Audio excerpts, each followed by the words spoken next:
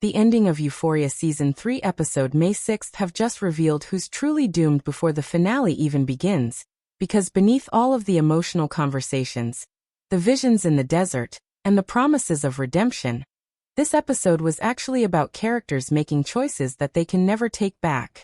Rue believes she's finally finding salvation, Cassie thinks she's escaping the mistakes of her past, and Nate is desperately trying to hold on to whatever control he has left. But the terrifying thing about this episode is that every single character feels like they're moving toward a future that was already decided for them long ago. And by the end of the episode, it honestly feels like Euphoria is preparing for somebody to lose absolutely everything. So with that, let's break down the episode, explain the ending, and discuss what I think is really being set up moving forward. Here is Euphoria Season 3 Episode 6 ending explained. Just to let you know, this video will contain spoilers. Rue's storyline in this episode was honestly the strongest part of the entire episode for me because it felt like the show was constantly balancing hope and danger at the exact same time. Throughout Season 3, Rue has been trying to convince herself that she's changing and becoming a better person, but this was the first episode where it genuinely felt like she believed it herself. The conversation with her mother felt calmer, more honest, and more emotional than almost anything we've seen from Rue in a long time. There wasn't really anger there anymore. There wasn't manipulation. It almost felt like Rue wanted peace for once in her life. And that's exactly why I think the episode is setting the audience up for heartbreak. Euphoria has always been a show where happiness never arrives without consequences attached to it. And the moment Rue started talking about God, forgiveness, and becoming a new person, it immediately felt like the story was placing a target on her back. The biggest thing that stood out to me was how everybody around Rue still doesn't trust her even though she's trying to present herself differently. Bishop clearly doesn't believe that Rue is suddenly this honest person who wants redemption, and Alamo definitely sees something inside of her that reminds him of betrayal. The entire opening story about Alamo's childhood, and how his mother manipulated people wasn't just there to give him backstory. It was there to explain why he looks at Rue the way that he does. He sees somebody pretending to survive while secretly planning their escape route. And the terrifying thing is that he's right. Rue is still working with the DEA, she's still trying to protect herself, and she's still playing both sides. So while Rue may believe that she's becoming a better person spiritually, in reality she's trapped deeper inside the darkness than ever before. The symbolism throughout the episode really pushed this idea. The repeated mentions of rats, snakes, and survival weren't random. They all represented the idea that every single person in this world is hunting or being hunted. Nobody trusts each other anymore. Everybody is trying to survive long enough to avoid becoming the victim. And Rue is standing directly in the middle of all of it. The scene where she almost gets hit by the truck before seeing the burning bush in the desert was honestly one of the most important moments of the season so far, because it completely changed the way Rue sees herself. The burning bush is obviously connected to the Bible and the story of Moses, where God first speaks to him through the flames. So from Rue's perspective, this moment wasn't just luck. She's going to believe that she was saved for a reason. She's going to believe that she's being guided toward redemption. But the scary part is that people who believe they've been chosen often become reckless because they start thinking that fate is protecting them. Rue now thinks there's meaning behind her survival, and that could actually push her deeper into danger instead of saving her from it. What makes this even darker is the timing of the scene. Right before it happened, the audio Bible in her car was glitching and breaking apart, almost like the message itself was unstable. That detail felt incredibly intentional, because Rue's understanding of salvation is unstable too. She wants forgiveness, but she hasn't escaped the consequences of her actions yet. You can pray for redemption all you want, but that doesn't stop the people hunting you from pulling the trigger. And I honestly think that's what the show is building toward. Rue keeps believing she's moving closer to the light, but every step she takes is actually dragging her toward disaster. Even the conversation with her mother felt filled with hidden tragedy. When characters in shows like Euphoria suddenly start expressing love openly, and honestly after seasons of conflict, it usually means something horrible is coming next. The fact that Bishop visited Rue's mother without telling Rue also changes everything, because now her family has become leverage. Rue thought she was the only person risking her life, But now the people she cares about are becoming targets too. And I honestly think that's where the emotional destruction of the season is going to come from. Rue may survive physically, but the cost of her survival could end up destroying the people around her instead. The entire episode kept asking whether redemption is actually possible for someone who has already caused so much damage. And I don't think Euphoria is giving us an optimistic answer. Rue wants to reinvent herself, but this season keeps showing that reinvention always comes with sacrifice. Nobody escapes their past cleanly in this world. And the closer Rue gets to believing she's finally saved, the more it feels like the story is preparing to punish her for it.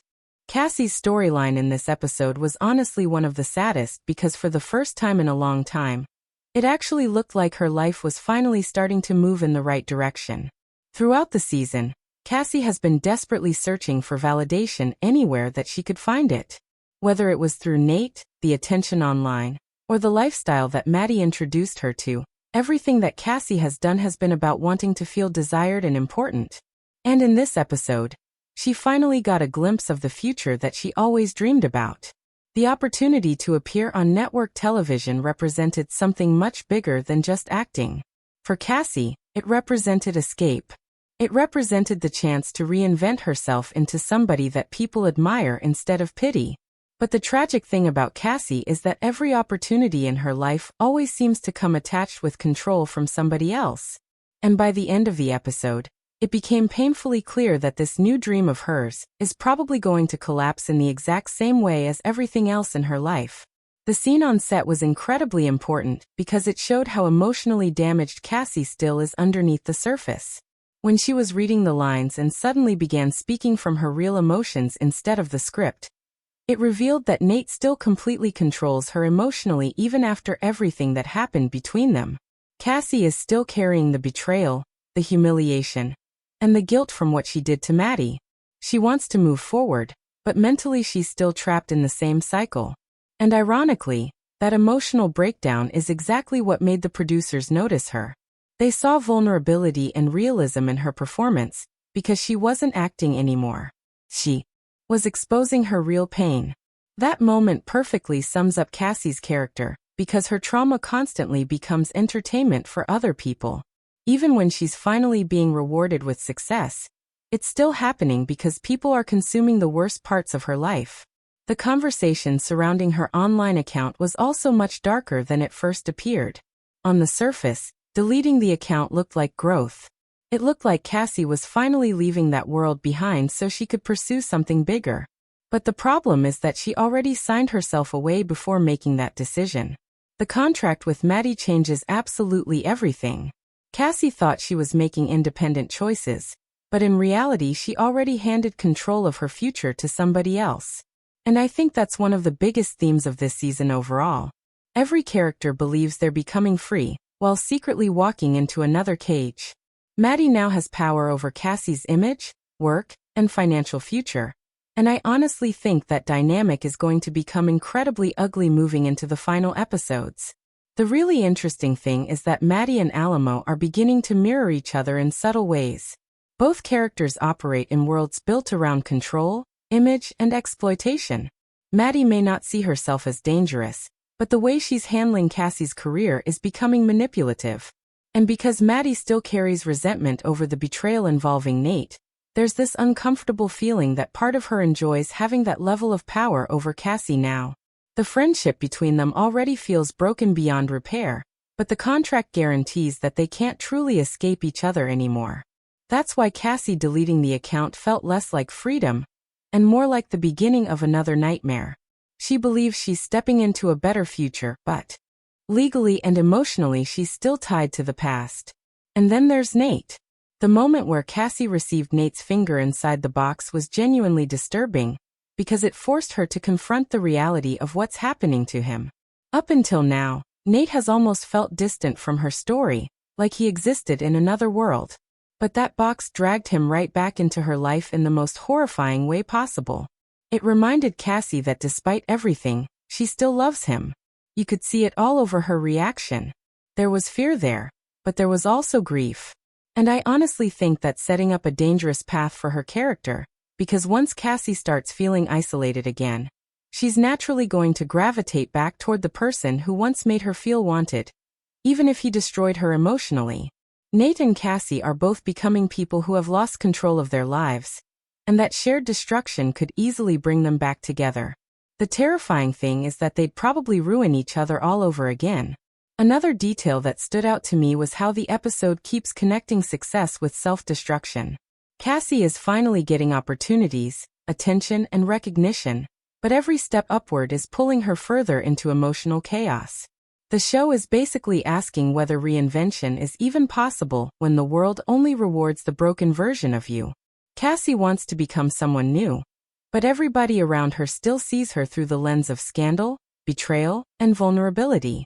Even the producers only became interested in her once she emotionally collapsed on camera.